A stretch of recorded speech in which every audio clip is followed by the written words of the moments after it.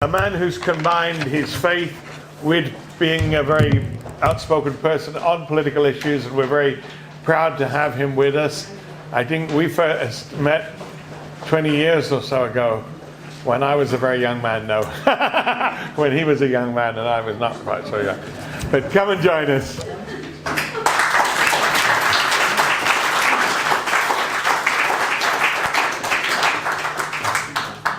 A very good afternoon to you all. Having looked at the list of speakers, I'm firmly convinced that if you add one more cleric to the list, we're going to need to rebrand as UKIP instead of UKIP.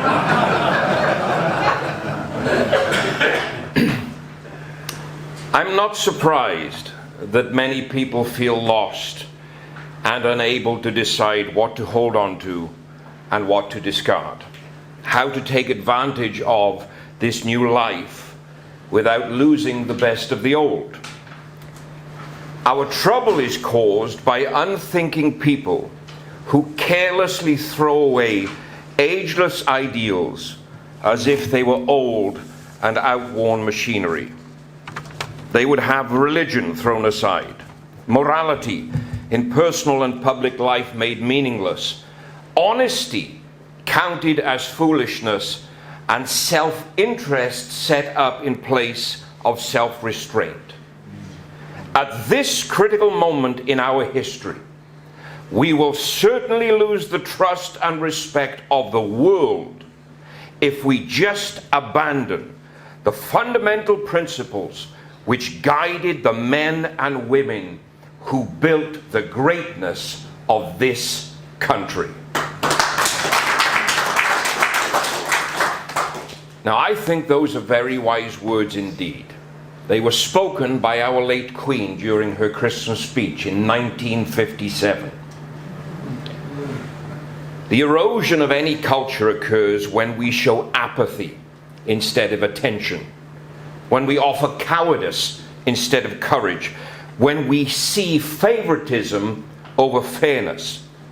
For it is the inevitable an undeniable outcome when we see the predominance of one radicalized ideology over the common sense of a majority of people. It is for us in this age the ugly reality of wokeism and the ideology of cancel culture, an ideology that now permeates every echelon of this society. And it is the underlying cancer that is eating away at the very roots of our culture and our traditions.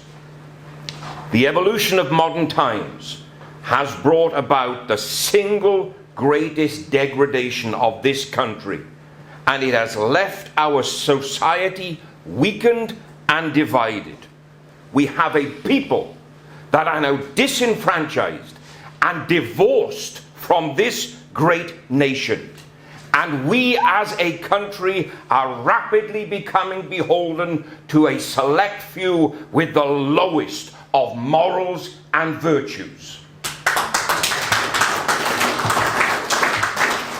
The great error with this rise in liberalist ideology is that somehow it attributes that everything before the current cultural nirvana was dystopian, dysfunctional, and dangerous, and that it is only through this prevaricated esoteric awakening that we will now be saved. But if we disagree, then the answer is clear. We are racist, we are fascist, we are supremacists, we are opposing a better future, we are denying the very rights of those who would deny others of their rights. To them, these enlightened liberalist hordes, the very existence of our British culture is the enabler of their irrationality. British culture is the oppressor of this societal harmony that only these woke crusaders of conformity can accomplish.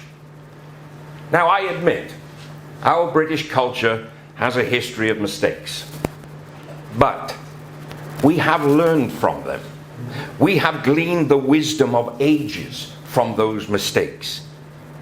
History, they say, is written by the victors. But that does not mean the losers were bad people. It simply means they lost. And so we as a nation cannot just abandon our history and our culture to the ideologues of this liberal 21st century. Those whose utopian dream is to eradicate everything and anything that ever existed before this new enlightened advent. The most recent passing of Her Gracious Majesty Queen Elizabeth II, of both blessed and happy memory, unleashed a slew of anti-colonialism and vitriolic diatribe against our great monarch. And most of it came from those with an absolute ignorance of actual history. They had a complete lack of understanding of how a constitutional monarchy works. A constitutional monarchy that has long served as the very anchor for this society. And so it's easy to blame people today for their perceived failings of centuries ago. But in doing so, every single one of us must share in a responsibility for those mistakes. And the blame cannot be laid simply on those who do not hold to a wokeist worldview.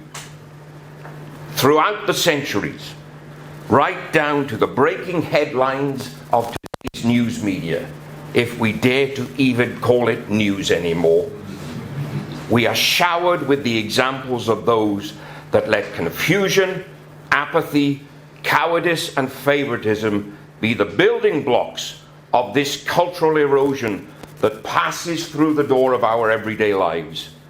And because many repeatedly hear the lies and let the fallacies of radical extremist opinions into their minds, the vast majority believe that what we are all now being told is actually true. Let me give you an example from my own life.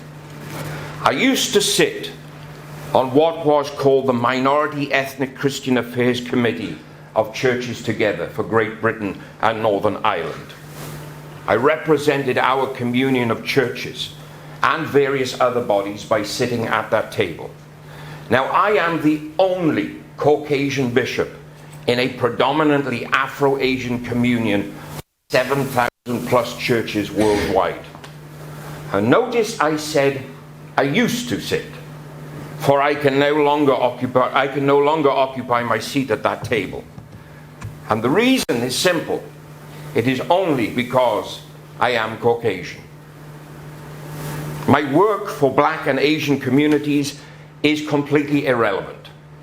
The numerous services at cathedrals around this country and multiple certificates on the walls of my office recognizing and honoring me for the work in those communities means nothing to the people who have now cancelled me sitting at that table.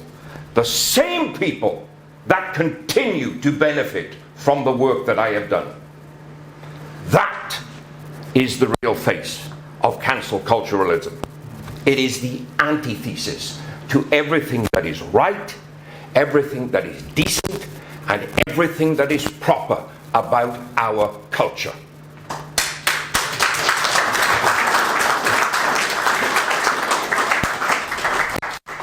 Patrick Fairbairn wrote that the church should be a basement whereon the truth may securely rest amid all the fluctuations of the world. And the church is a pillar to bear it aloft, that all may know the truth and consider it. But it breaks my heart to say that even we, the church, are failing. We're failing to hold true to biblical truths and the ecclesiastic culture that joined us hand in hand with the state for centuries. So my question is this: where will it stop? When will enough be enough for the average person on the street? Now, I think we would all agree we cannot trust the current crop of feeble-minded, self-serving, virtue-signaling politicians to do the right thing, because they're all too busy being woke or promoting globalism. The very degradation of this society is tantamount to the fact that they are even still in office. So the answer is you and I. People, everyday people, that have the intestinal fortitude to stand up and say, as the book of Job says, "This far have you come, but no farther." Yeah.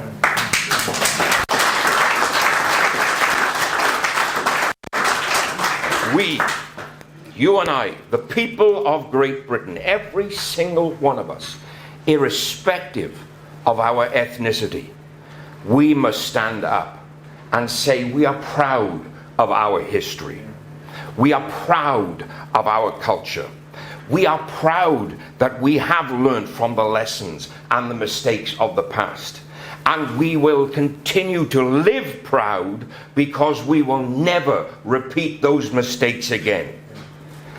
We need to let our voice be heard clear and strong. We are not our mistakes. Historically, they may have done the things that people say they did, but that does not make us today who these virtual signaling social justice warriors now say that we are. You see, to cry racism and bigotry at everything and everyone that opposes your woke ideology is to betray and belittle those who have suffered at the hands of true racism and bigotry. Many years ago, I was at the studios for Russia Today, and a young Afro-Caribbean male told me how he was racially profiled earlier that day in the store because he was lurking round in a black hoodie. I did point out to him the stereotype that he fitted, but he didn't agree it was the problem. So I asked him, "How were you profiled?" He informed me that the Asian security guard had followed him round whilst he was lurking through the store. I asked him, "Why do you think he did it?" His answer, in a heartbeat, "Because he's a racist." He had no words when I introduced him to the friend that was standing next to me. He had no words for a man whose father, to this day, bears the scar of a rope burn around his neck from a failed lynching. He had no answer to a man who had woken up numerous times as a child to find the KKK burning cross ablaze in their garden. This is the fundamental problem of today. We live in a society of blurred lines. The ambiguity of my truth, and I think, is now offered to be more praiseworthy than actual definitions and factual evidence. There is no cultural virtue in anything that marginalizes or sidelines any one group of people or multiple groups within that culture to promote and to defend the singular perspective of another. See, wokeism and cancel culture at their very core are minimalistic in their scope and their worldview. They fail because they lack comprehensive understanding to the fullness of the wider issues at hand.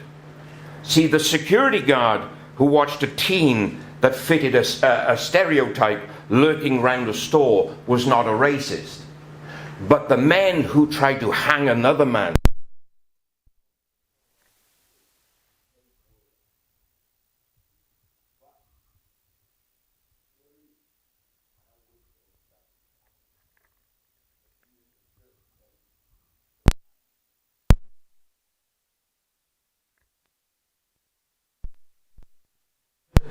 will be one of common sense and reason, where what now is will be replaced by the enlightenment of the masses, And in that great awakening, like biblical days, the eyes of the blind will be opened, the ears of the deaf will once again hear, and a loud voice will be heard crying across the land, "What the hell were we thinking?"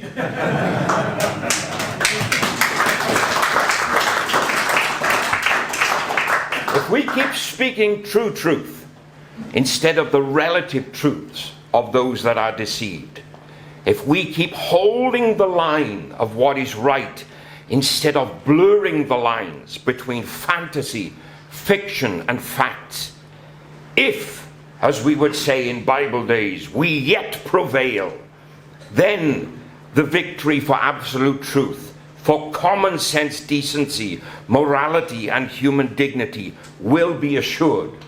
But my friends, we must be fully prepared to count the cost of human casualties to those that have lost their lives to their own ignorance, their own error, and quite often their own stupidity.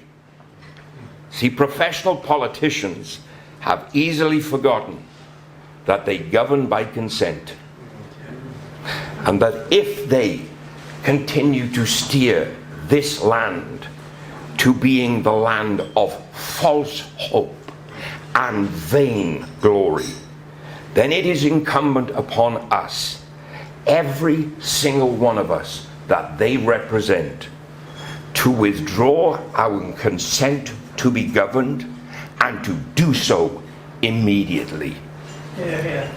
Now is the hour for a revolution of cultural orthodoxy to take place, for it is only by bridging the past with the present that we can project ourselves into the future. Sir Winston Churchill said this: "The further backwards you look, the further forwards you can see." So eviscerating the history of this great culture will never be the answer.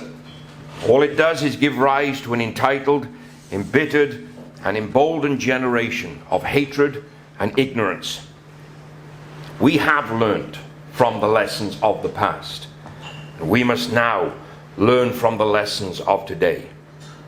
We, the people of this country, must follow in the lessons and the examples of greats like William Wilberforce, Florence Nightingale, even our late Queen Elizabeth II, driven by the morality of the Christ they served, and following in his example, they have taught us what it means to be British, both historically and for this modern age.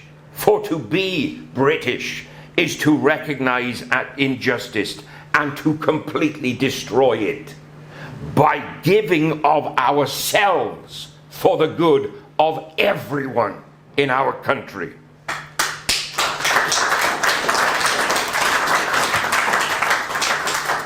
A multi-ethnic, multi-faith Great Britain is one where the very essence of our British culture is preserved and protected.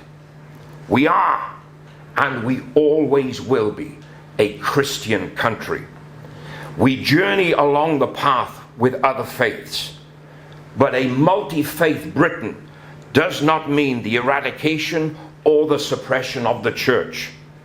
You see, the great melting pot of cultural diversity melds us together as one people of Great Britain. But I am afraid there are too many that simply refuse to get into that pot. Rather, they would force others to accept their culture and demonize everyone who refuses. In this cultural rewriting of all that is great about Great Britain, our Britain, in the war against wokeism, in the cancelling of cancel culture, and a flat-out refusal to conform to the crowd, there are but a few of us left in this land who are proud to be British, proud of our culture, proud to stand as the walls upon which multiculturalism and modernity now crash. And I promise you, we will never be broken.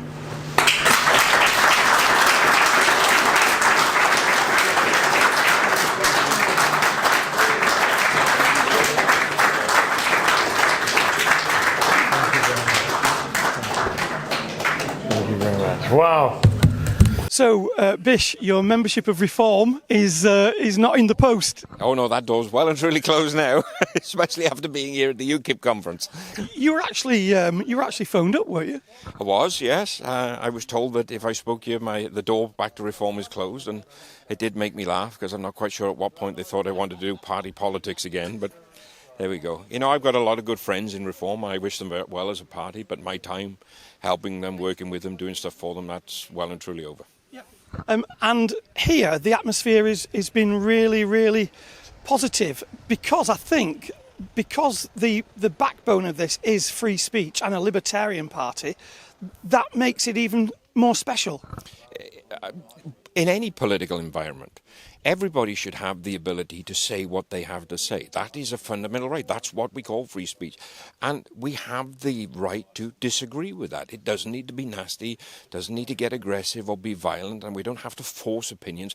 The mature mind in society is one that can openly speak, openly debate, openly disagree, and walk away from it still calm, still peaceful, still reasoned. And unfortunately, as we see today with wokeism, cancel culture, there isn't a reasoning behind the argument, because if I don't accept what you believe, the only solution is the suppression by force. Yeah, I mean, Dan and I have experienced this when you have a difference of opinion and people unfriend you on social media. It's just a nonsense. Well, I've had it in my own life, in my own ministry, and I'm quite used to that. There are things that I say within the church that are truth, and they're not popular truths, but it doesn't change the fact they're truth. They're, what I say, they're truth in absolute, they're not relative truth. And I've lost people, I've friends, I've lost people that talk to me, I've lost people that used to support the work that we do.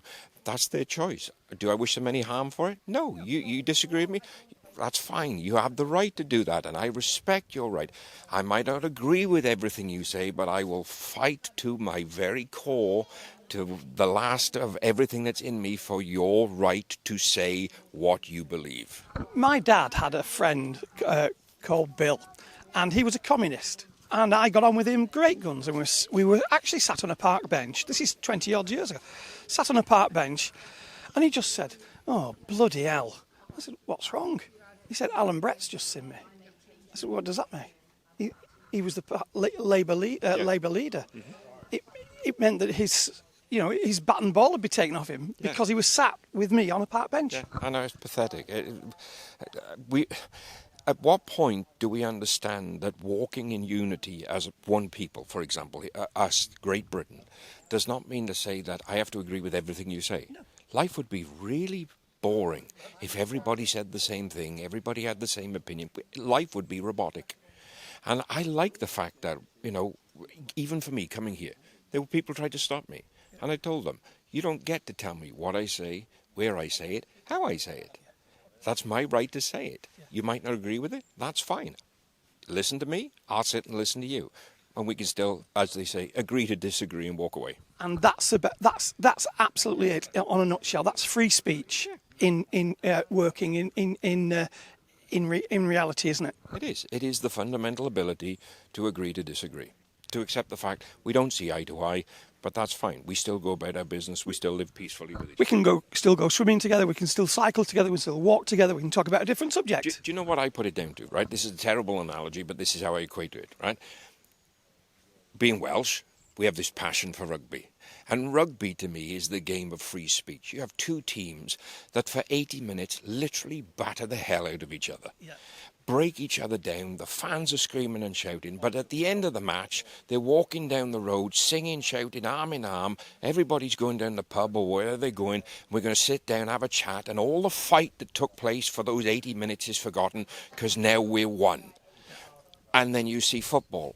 And football is exactly the opposite. They fight, they scream and shout obscenities across the park, and then the moment the final whistle's blown, the stadium empties, and now the fans are going at each other, kicking the living daylights out of each other, or estimating, and the police are involved. That is where we're at in free speech. We used to be a people that sat down in the pub together, had a chat, agreed to disagree, and got on because the war of the match was over. Now we're united in the fact that we all support the same thing fundamentally. And here we are today in what I call the football generation. You don't agree with me, we're going to war. Bish, always a pleasure. Thank you, Stan.